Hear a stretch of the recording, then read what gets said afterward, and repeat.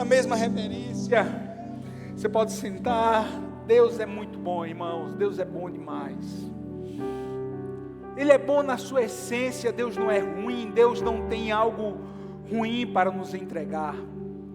Ele não tem algo que não seja abençoador para nos dar. Ele é Deus fiel. Ele é Deus fiel.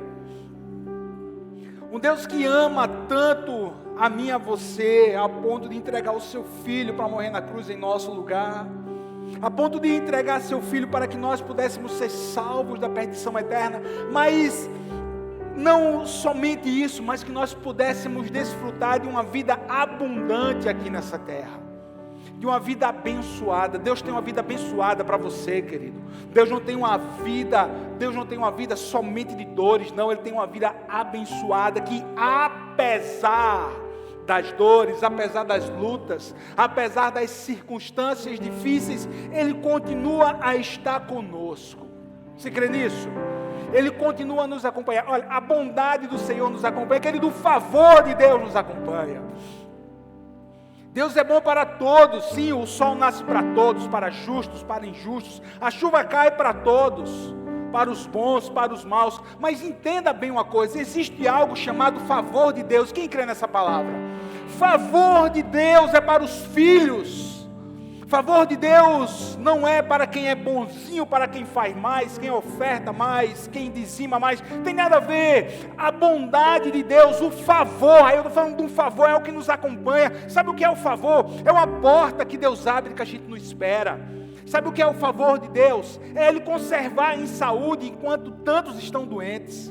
Sabe o que é o favor de Deus? Ele te entrega algo que você diz assim: nossa, como isso chegou nas minhas mãos, como essa oportunidade chegou, como isso chegou. Em nome de Jesus eu ministro mais uma vez o favor de Deus na sua vida, nessa semana que começa hoje. Eu ministro mais uma vez o favor de Deus sobre a sua família, sobre a sua saúde, sobre os seus negócios, sobre os seus sonhos, sobre os seus filhos, sobre a sua vida. Você está aqui, querido, você está aqui.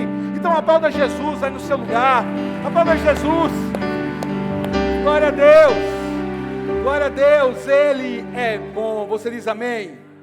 Queridos, estamos na nossa quinta mensagem da nossa série, que estamos aqui nesses 40 dias, né, que começamos lá atrás, até o domingo de Páscoa, foi um marco que nós colocamos. Estamos fazendo essa série de mensagem, juntamente com tantas igrejas irmãs, tantas igrejas, né, que estão no mesmo propósito. Estamos falando sobre o Evangelho de Mateus. Estamos desafiando você no Evangelho de Mateus a você ler novamente o Evangelho de Mateus.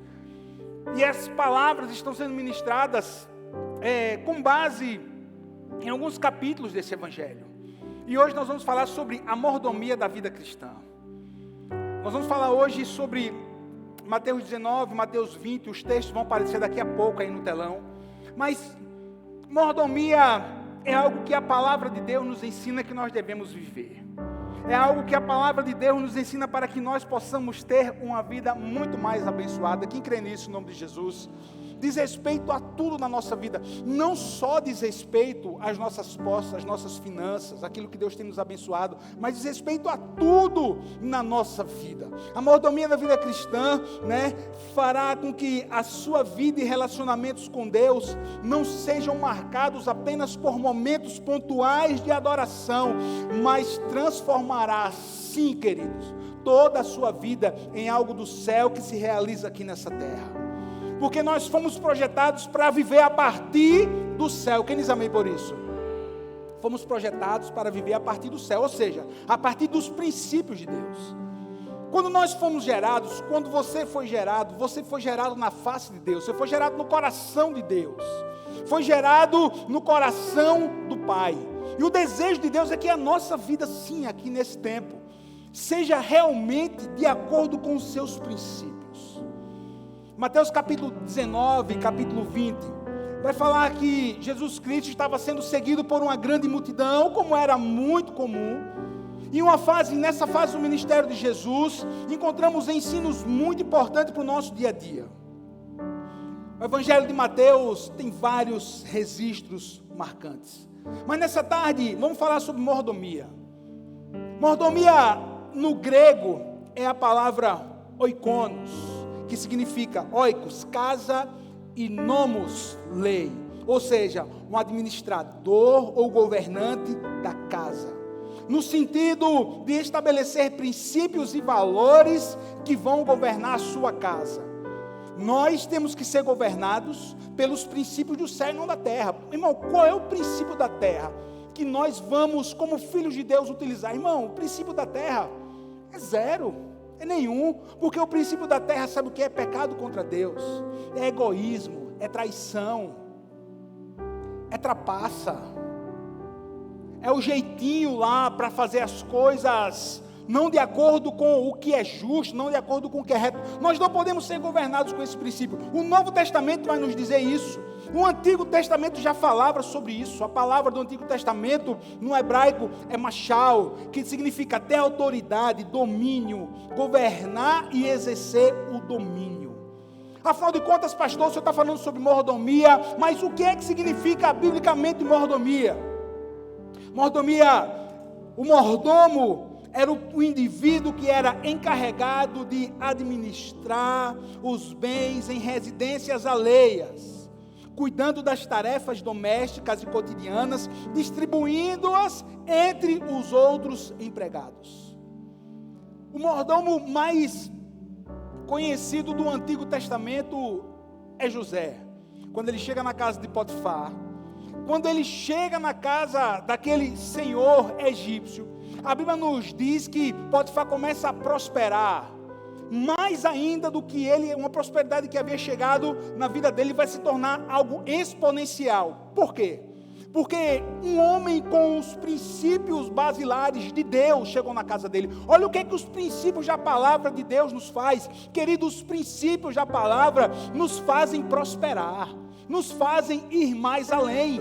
E muito mais do que isso, nos faz abençoar pessoas, nos faz abençoar quem está ao nosso redor. Olha, é isso que eu acabei de falar no início dessa palavra, é favor de Deus, é algo que a gente não merece, mas nos acompanha. Lembre, nós não precisamos correr atrás da bênção, o filho não precisa correr atrás da bênção do pai, porque já tem, a bênção do pai nos acompanha. Quem diz amém por isso? Vamos começar essa semana com isso no nosso coração. A bênção do Pai me acompanha. Irmão, isso é tão real na nossa vida, no cotidiano, no dia a dia, a gente consegue enxergar isso. Olha, eu reparo muito isso. Por exemplo, quando eu chego em uma loja, quando eu chego em um estabelecimento, e eu começo a conversar com as pessoas, principalmente do comércio, chegando assim, e aí, velho, como é que tá? Como é que está o movimento? Como é que estão as coisas? Como é que está o mês? E aí, como é que estão as coisas? Aí, a maioria diz assim, está difícil demais. Está parado. Está isso, está aquilo. E aqui, está certo, tá bom. E eu começo a reparar, e porque eu começo a orar no meu coração, e eu sei que daqui a pouco vai começar a chegar gente. É assim ou não é? A gente está num lugar, aí está parado. Quando a gente chega, meu irmão, começa a entrar um, começa a entrar outro, aí chega outro, aí chega outro. Aí eu fico só observando. E eu gosto quando eu vou com a Ariana, porque ela demora mais tempo nas lojas. Aí eu fico vendo, aí eu fico observando, chega um, chega outro, tá, o outro vendedor que estava ali no WhatsApp parou, já vai atender, o negócio começa a acontecer, sabe por quê? É porque a bênção do Pai acompanha os filhos, e você como mordomo, você como um administrador daquilo que Deus te deu, você vai abençoar as pessoas. A Bíblia nos diz que foi assim com José na casa de Potifar, e Potifar colocou tudo nas mãos de José. Não sabia de nada, ele não sabia de nada do que tinha na sua casa, ele não sabia do que ele iria comer, ele só sabia de uma coisa, ele estava enriquecendo mais ainda. Sabe por quê? Porque a bênção, o favor, a mão de Deus era com José. Quem já tomou posse dessa palavra para essa semana, para a sua vida, em nome de Jesus? É a sétima mão. Nossa, tem uma palavra que eu preguei aqui falando sobre a sétima mão, né? É a sétima mão, é a mão de Deus que era sobre José, e é sobre a minha vida e sobre a sua vida. Querido, não é nosso, é de Deus. Quem diz amém por isso? Não é nosso, é de Deus, e nós devemos agir, né, com o mesmo princípio que José agiu, com o mesmo princípio, atraindo o favor de Deus quando vivemos de acordo com esses princípios. Mordomo é aquele que administra algo que não é dele, mas o faz com zelo e apreço. A nossa vida pertence a Deus. Quem diz amém por isso? A mordomia da vida cristã nos fala sobre prioridades. Diga comigo, prioridades. Nós vamos ler alguns textos de Mateus e depois nós vamos para Deuteronômio. Mas agora falando sobre prioridade. Quando eu aprendo o que Jesus está falando em Mateus 19, e é um texto fantástico. Lembre, ele estava sendo seguido por multidões. Grandes multidões seguiam a Jesus. E aqui em Mateus 19, nesse texto, vai ser quando aquele jovem rico chega diante de Jesus. E vai dizer assim o texto. Olha o texto, vai dizer assim. Respondeu Jesus: por que você me pergunta sobre o que é bom? Há somente um que é bom. Se você quer entrar na vida, obedeça os mandamentos. Quais? Perguntou ele. O jovem rico perguntou a Jesus, está lembrado? E Jesus respondeu: não matarás, não adulterarás, não furtarás, não darás falso testemunho. Nossa, Lucas vai falar sobre Mateus, Marcos e Lucas vão falar sobre essa passagem marcante. É interessante que em Lucas 18 vai falar que esse homem, tinha muita grana, mas ele era também uma pessoa muito influente.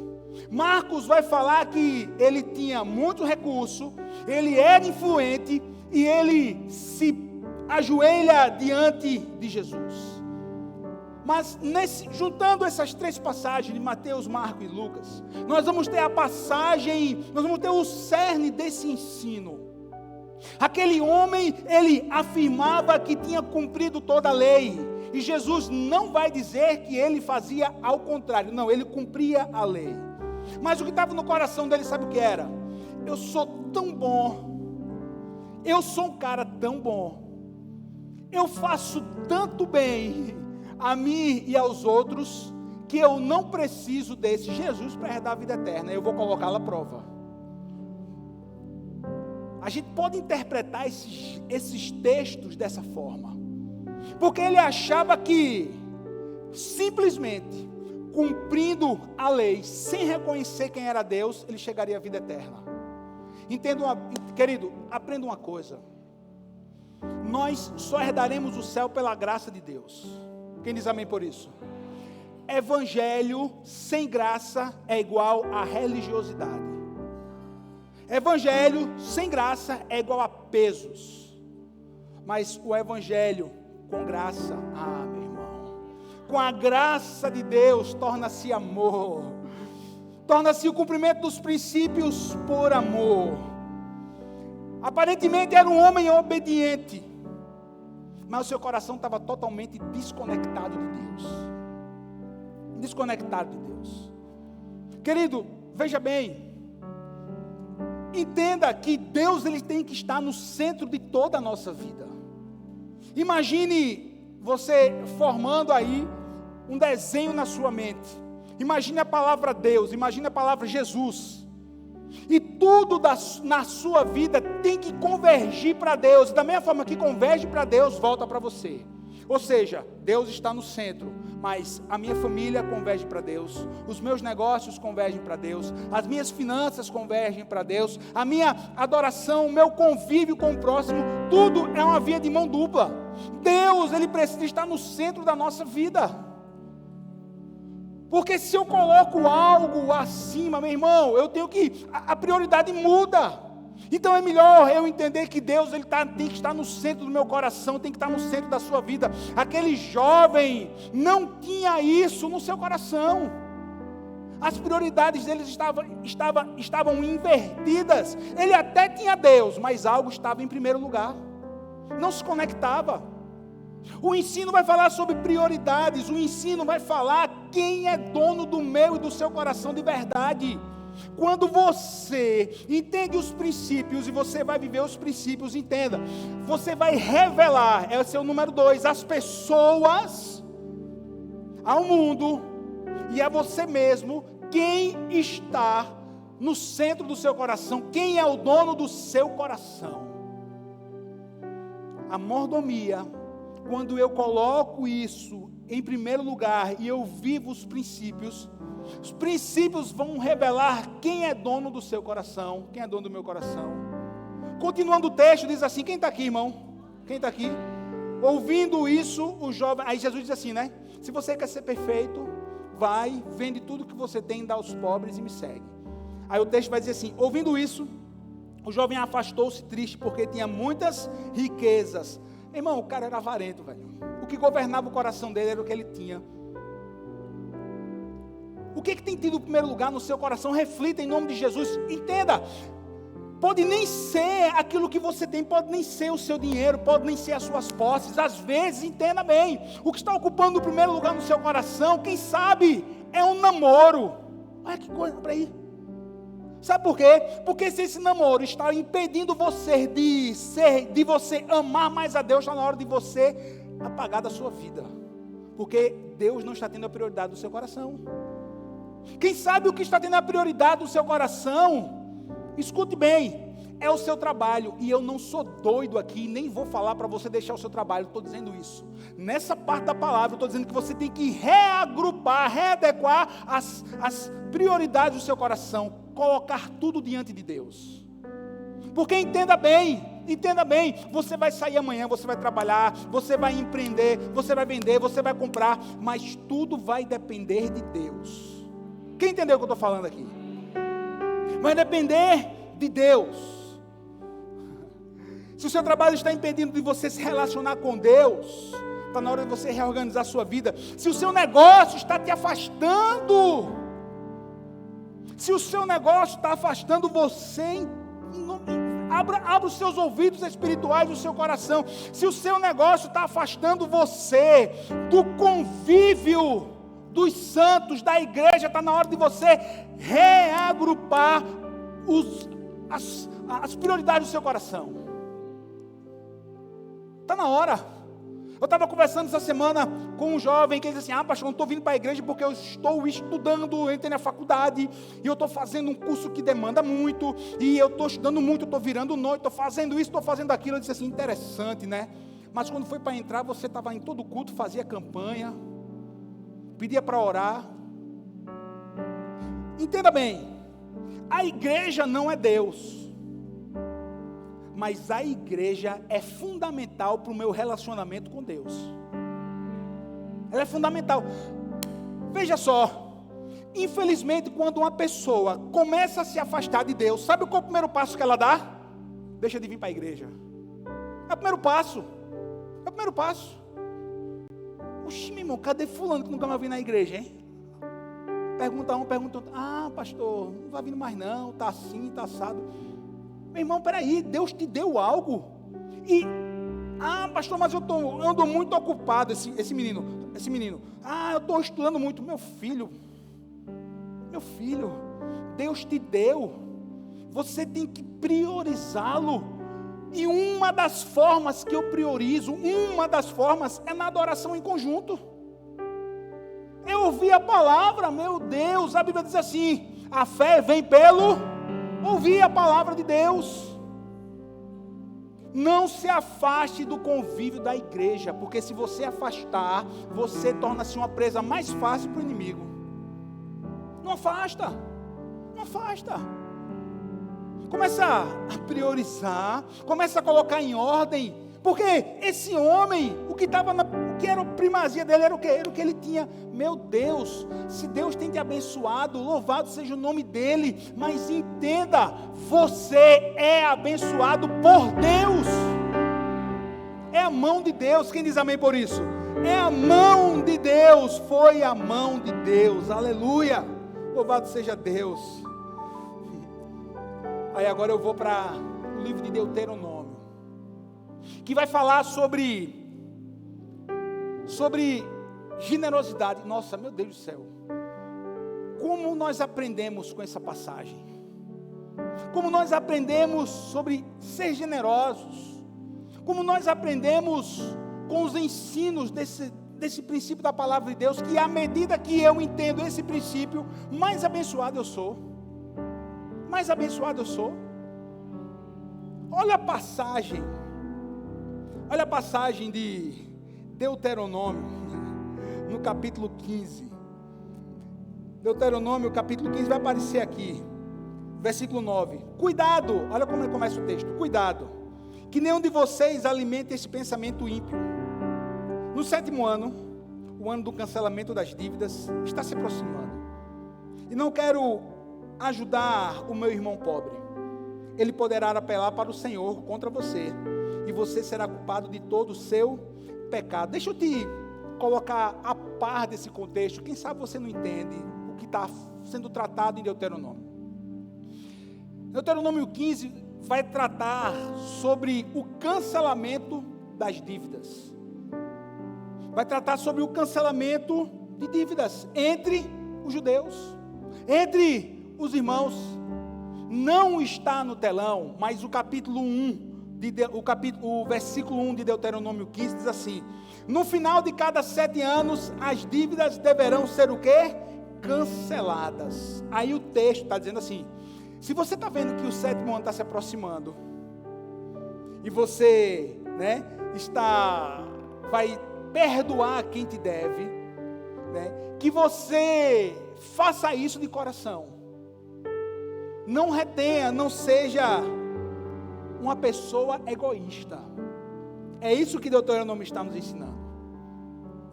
A nós termos cuidado para que o nosso coração não seja um coração egoísta. Sabe por quê, irmão? Porque todo mundo aqui, eu, você, todos nós nascemos com um coração egoísta. Sabia disso? Todos nós. Porque todos nós nascemos com a raiz do pecado. Quem aqui é pai e mãe? Quem aqui é pai e mãe? E o menino, quando nasceu e estava crescendo, e quando juntava o seu bebê com outro bebê, e tinha brinquedo, e o brinquedo era dele. Lembra disso? Quando o seu menino ia pegar, quando a outra criança ia pegar um brinquedo do seu menino, ele já estava começando a ter um entendimento, ele puxava da mão e dizia assim: meu.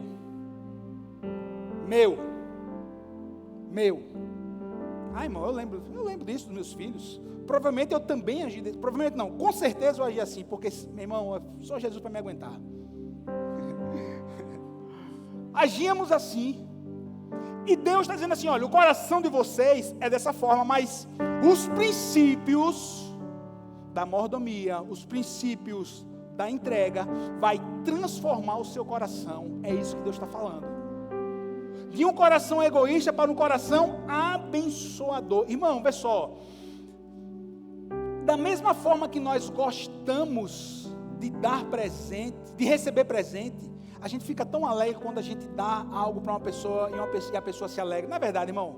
Não é verdade? Quando faz um bem, quando a gente faz algo assim de coração para o próximo, nós nos alegramos. Sabe por quê, irmão? Sabe por quê?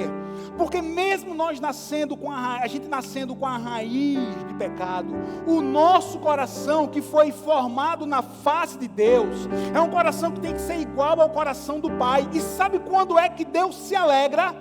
Quando nós o adoramos e quando Ele nos abençoa. Quem diz amém por isso? Meu irmão, Deus, Ele é galardoador, ou seja, Deus, Ele é abençoador, Ele se alegra em nos abençoar. Um pai, uma mãe que ama o seu filho, nossa, como é bom para nós vermos o nosso filho, a nossa filha se alegrando com algo que nós damos. Como é bom. E da mesma forma é o nosso Deus. Ele se alegra demais quando nós entendemos os princípios e nós somos, sim, pessoas generosas, abençoadoras. Meu irmão, Deus não precisa de nada meu e seu. A igreja do Senhor chegou até 2023 e vai continuar, se Deus não voltar mais 1000, mais 100, mais 50, mais 20 anos, porque Deus, Ele é o provedor da igreja. Deus é o provedor dos santos, Deus é o seu provedor, Deus é o provedor da sua casa, da sua família, da sua descendência. Nossa, é claro que a gente tem que suar a camisa, tem que empreender, mas a bênção vem de Deus. Eu preciso viver os princípios e permitir que Ele venha transformar o meu coração, que você possa permitir que Ele venha transformar o seu coração. Porque o nosso coração, muitas vezes, ele é relutante. Coração relutante. Ih, pastor, não, isso não é de Deus, não. Não, essa voz que eu estou ouvindo, isso que eu estou sentindo no meu coração, não é de Deus, não é. Irmão, olha o que é que Deuteronômio 15:10 vai nos ensinar. Dele generosamente e sem relutância no coração. Pois, por isso, o Senhor, o seu Deus, o abençoará em todo o seu trabalho e em tudo que você fizer. Eu acredito que a grande maioria da gente, olha que eu estou me incluindo também, às vezes a gente é tocado por algo para ofertar na casa do Senhor, a gente fica assim, não, nem agora não, nesse momento não, logo agora. Quando a gente começa a fazer isso, nosso coração está sendo relutante. E a Bíblia está ensinando que os princípios, ele está pronto para que eu possa viver, para que esse coração deixe de ser um coração relutante e seja um coração, sabe o quê? Generoso, abençoador. Quando essa relutância começa no meio do seu coração, lembre-se, é aquele sentimento lá atrás, o egoísmo que nasceu com a raiz de pecado, mas eu não sou governado pelos meus sentimentos, eu sou governado pela palavra de Deus, e a palavra de Deus me ensina que eu preciso ser igual ao meu Pai, eu tenho que ser generoso. Afinal de contas, irmãos, quanto mais entendemos esses princípios, e somos generosos na casa do Senhor, mais Deus nos abençoa. Mais Deus nos abençoa. É uma questão de honra, é uma questão de coração. Quando desenvolvemos o nosso relacionamento com Deus, entregamos a Ele sem relutância e entendemos que precisamos nos transformar em um coração generoso. Olha o versículo 14 de Deuteronômio 15. Dele com generosidade. Quem está aqui? Irmão, isso é princípio para que a gente possa colocar em prática, para que nós possamos ser mais abençoados. Quem está entendendo o que eu estou falando? Dele com generosidade. Aí o texto vai nos dizer, né? Dos animais do seu rebanho, do produto da sua eira e do seu lagar. Ou seja, de todas as formas que Deus te abençoa, que você pega um pouco e você devolva ao Senhor em forma de ofertas e sacrifícios a Deus. Esse é o ensino.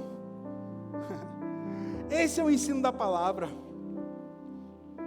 Eu aprendi um provérbio antigo há alguns anos atrás.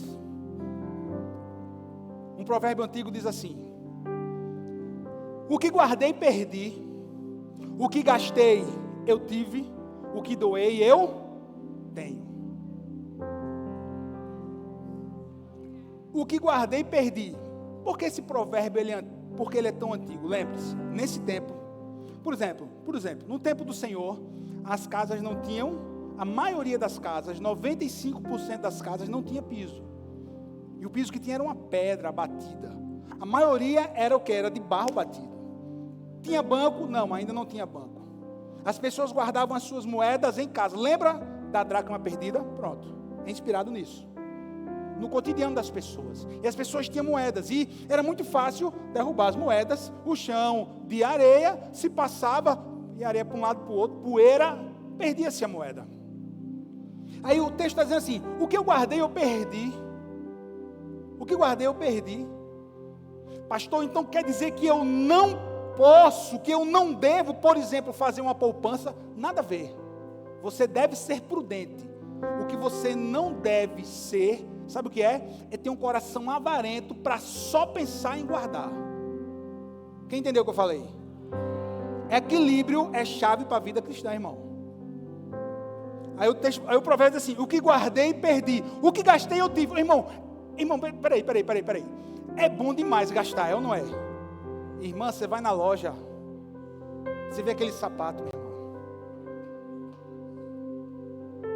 Eu cheguei assim para tem uma vez que eu cheguei assim para a área e disse: minha filha, você já tem, eu lembro lá qual era a cor do sapato, eu acho que era branco. Mas você já tem sapato branco, você já tem. Não, mas esse tem um detalhe. Aí eu, que detalhe? Um detalhe, eu acho que era prata aqui no calcanhar. Eu disse: meu Deus do céu.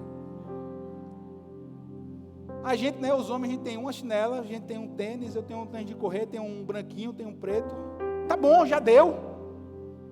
Agora as irmãs gostam. E continuem gostando, minha irmã. As irmãs gostam das maquiagens, dos batons, né? Dos protetores solar de cor. Olha, tá vendo aí, ó? Foi eu só de... Aí em casa é uma luta, irmão, porque a Ariana, ela disse assim, meu filho, como é que você não passa um protetor? Sua pele é muito clara, passa, e eu tenho agonia, irmão. Não. E é protetor de cor, é protetor de não sei o quê. Tá certo, minha irmã, gaste. E você, meu irmão, não é gasto, você está investindo na sua mulher. Irmã, dá um amém. Aí investindo. Bom demais é gastar, irmão. Não, meu irmão, sinceramente é bom. A gente não vai ser hipócrita assim, não, é bom. Se você não gosta, alguma coisa tem. Algo está errado. Porque é bom demais. Mas a vida não é só gastar. A vida não é só guardar. Não é só isso. Olha o provérbio. O que guardei, perdi. O que gastei, eu tive, porque tudo passa. É ou não é? Aquela sandália que você comprou, passou um ano, já foi. Você já tem que renovar, você tem que abençoar pessoas. Você tem que abençoar. Ó, irmão, deixa eu contar aqui para você algo. O meu tênis de corrida, o tamanho é 48. Escute, porque tem que ser um número a mais. Eu não calço 48. 46, 47, 40. Aí eu disse assim, rapaz, eu estava correndo, né? Eu disse, rapaz, é bom ter outro tênis. Porque eu vou fazer um balanceamento, não sei o quê. Esse negócio, né, do cara que está começando. Aí, mas quer saber de uma coisa? Eu vou comprar outro tênis. Aí eu comprei um tênis. Aí chegou, tá lá, pô. Aí quando eu estou na esteira, na academia, aí passa uma pessoa e diz assim, olha, eu tenho um sobrinho que calça mais ou menos o tamanho que você calça. Eu pensei, não é. Não é. Eu disse, quanto é, filha? A mulher disse assim, olha, deixa eu mandar um WhatsApp. Aí o cara mandou, é 47. Eu disse, é 47, então 48 vai dar. Então, quer saber? Eu senti no coração. Eu disse assim, aí eu ofertei um dos tênis, o mais novo. Ofertei. Passou, eu fiquei com o que eu estava. Irmão, passaram poucas semanas, veio meu aniversário. Quando eu recebo os presentes, tinha 2 caixas desse tamanho. Eu dei um, eu tinha comprado outro, só que eu fui generoso, porque o Senhor ensina a gente. Eu entreguei o mais novo. Sabe o que aconteceu? Poucas semanas depois eu ganhei mais 2. Eu ganhei mais 2. Mais 2. Aí era um Nike, meu irmão, cinza com preta, coisa linda. Sabe o que foi que eu fiz? Para outra pessoa. Aí eu ganhei do pessoal dos jovens um ASICS azul com laranja. É o que eu uso hoje. Aí tinha outro ASICS que eu tinha ganho, meu irmão. Aí essa semana aí outra pessoa disse assim, pastor, eu tenho uma pessoa, disse, já sei, é o tamanho do meu pé, né? Tal dia venha pegar que eu vou passar um paninho, tá novinho, usei poucas vezes, irmão. É assim. É desse jeito que Deus faz. Eu abençoei e fui abençoado, irmão. É dessa forma. O que eu doei, eu tenho. Irmão, lembre de uma coisa. Esse lugar é fruto de doação. Deixa eu te lembrar algo. Estamos sobre um teto de doação. Você está sentado numa cadeira que foi doação. Estamos desfrutando de um ar-condicionado, de ar-condicionados que foi doação, foi oferta dos santos na casa do Senhor. É por isso que a gente tem que honrar tanto quem veio antes da gente, irmão.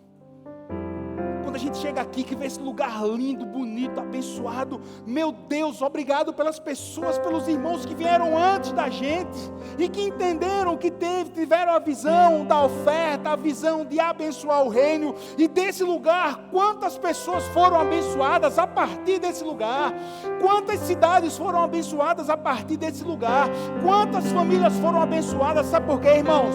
Porque o que doei eu tenho, quando eu dou.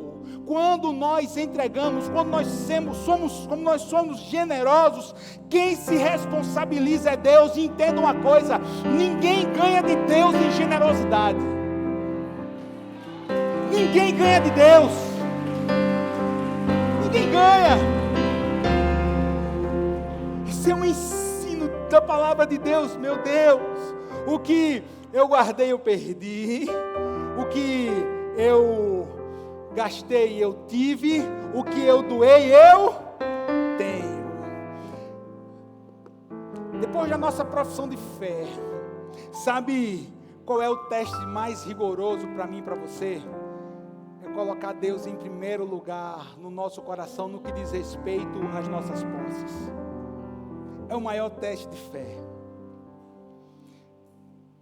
Irmãos, vamos guardar o nosso coração. Vamos ser mordomo. Quem está aqui? Vamos ser mordomo das coisas do Senhor. Desenvolva um coração. O último ponto aqui da palavra que eu coloquei aqui, não vai dar tempo da gente explanar, desenvolva um coração primiciador, ou seja, das suas primícias, entregue ao Senhor. Os primeiros frutos entregue ao Senhor. Deuteronômio 15, 19, 21 fala sobre isso. A primícia pertence ao Senhor. Eu coloquei aqui no telão, vou encerrar com isso. Você, Nicole, bota aí a frase, é assim: você não dá para ser abençoado, você não dá para ser abençoado pelo Senhor, você dá porque é abençoado pelo Senhor. Aí Deuteronômio 23, 8 vai dizer assim, o próximo slide, filha, bota aí: vocês serão abençoados na cidade e serão abençoados no campo, vocês serão abençoados em tudo que fizerem. Os abençoados são o quê? Satisfeitos. Você pode ficar de pé e dizer assim, vai ficando de pé e vai dizer assim: eu sou abençoado, eu sou satisfeito. Você diz amém por isso? Você recebe essa palavra de ensino para a sua vida.